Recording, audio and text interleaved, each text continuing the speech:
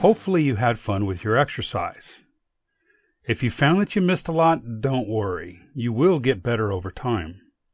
The more you work with an Interlinear Bible and all the other resources, the more you will learn.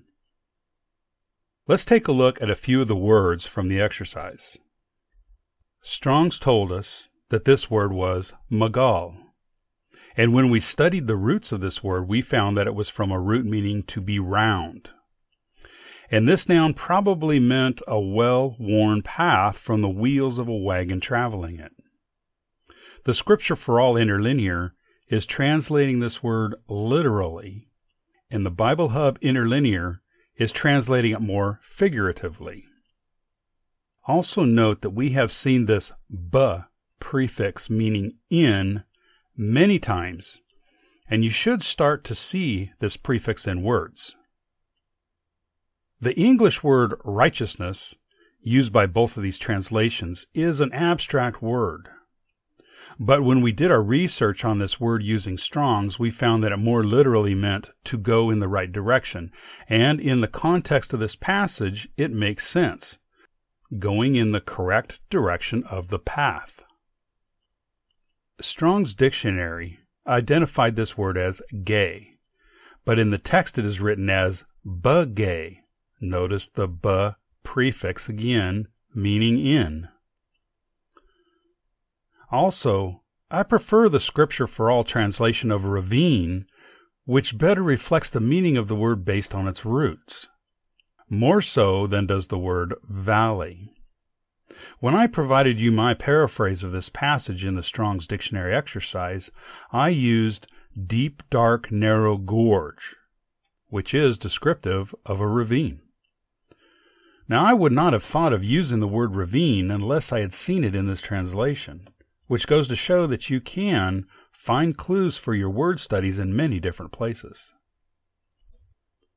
Notice here that the Bible Hub Interlinear translates the word key as for you, but the Scripture for All translated as that. Also, that the Bible Hub Interlinear does not translate the word atah and puts the word "r" in brackets, meaning that this word is added into the text for clarity. And the Scripture for All translates it as you. The Scripture for All is correct, and the Bible Hub is simply following the King James Version, ignoring the meaning of the Hebrew words.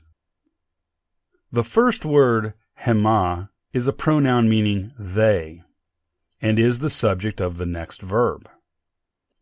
This verb also identifies the subject of the verb as they.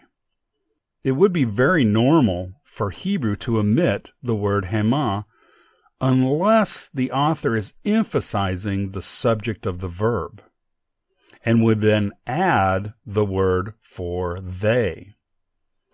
So while most translations have "Thy rod and thy staff, they comfort me," a better translation, to emphasize the subject, would be "Thy rod and thy staff, they comfort me." Here again is the "b" prefix meaning in, which is attached to the word shemen, meaning oil. Notice that the Bible Hub translates this as with. Actually, this prefix can mean in or with. In Strong's Dictionary, we are told that this word is yam, but notice that it is written as yamim. The im is a suffix that is added to a noun to make it plural.